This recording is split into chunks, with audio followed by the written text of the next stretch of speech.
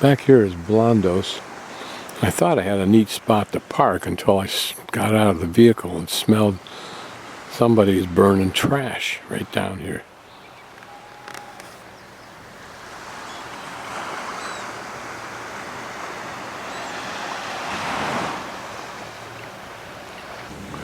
This is my view out of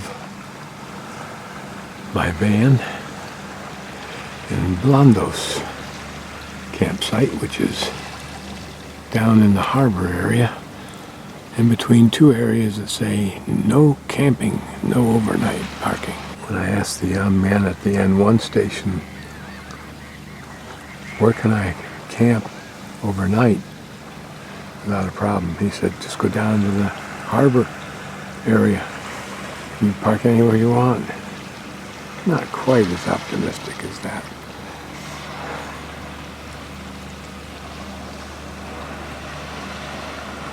From my impromptu campsite last night, I saw some people walking their dogs along the water and coming from this direction, and so there must be a trail, so I'm now walking a trail.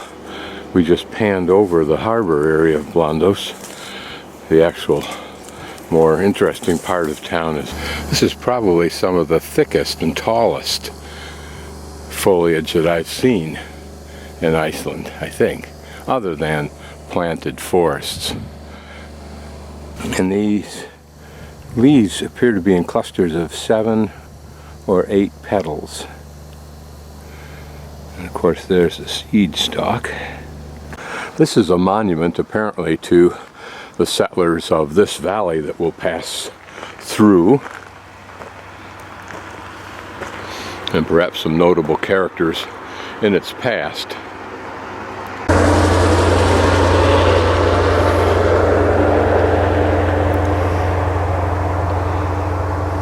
Imagine the first settlers coming here, imagining to themselves this profound opportunity to be the first here, I guess. That's what I imagine.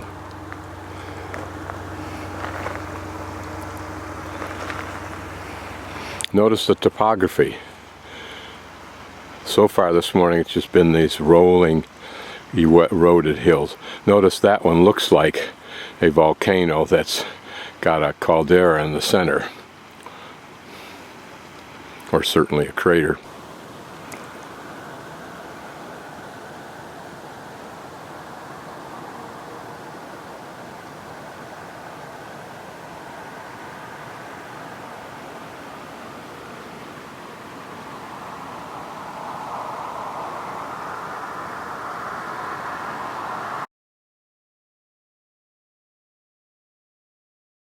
About 1 to 2 kilometers before you reach Viomyrarkirkja, traveling from west to east, you encounter this sign on the right hand side.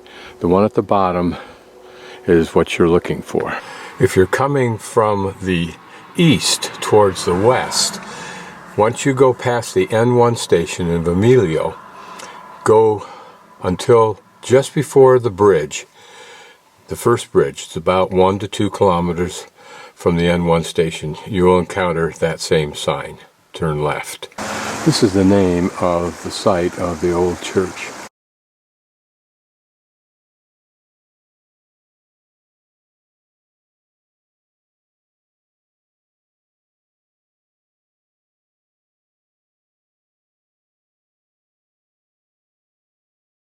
This church was originally built in the 12th century here at Viomyrarkirkja, but the present building dates from 1934. It was the first historical building in Iceland to be placed in the care of the museum. There are 6 chapels and churches of this type remaining in Iceland. 3 of them, including this one, still serve as parish churches. Here's a smaller version of that lock that we looked at yesterday. Very good. Again, wooden crosses, but here a very substantial family burial plot, I assume. but 1926 was the last date.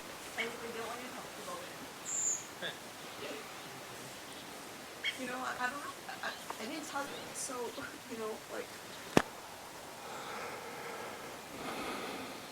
That peat not only provides strength to the outside of the building and protection to the roof and the innards, and is an insulator. It also protects the rest of the wood structure inside. Notice how this peat is laid. It's cut presumably at some kind of a slanted angle.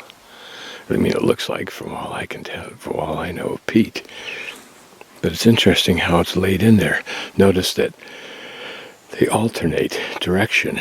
I'm sure that's intentional, probably. Another vehicle for keeping it from soaking up water and draining the soil out too quickly. Alright, have you seen enough? Notice how most of the pews beyond that wall do not have physical access, if you will. To some degree, not even verbal access to the altar. Very much consistent with the older churches in Europe with their, forget what you call it now, but the device, the wall that literally separates the parishioners from what the priest is doing. All part of the mumbo-jumbo secrecy conspiracy. But yeah, you'll notice these benches along the inside here. That's where the people who are the mucky mucks could sit.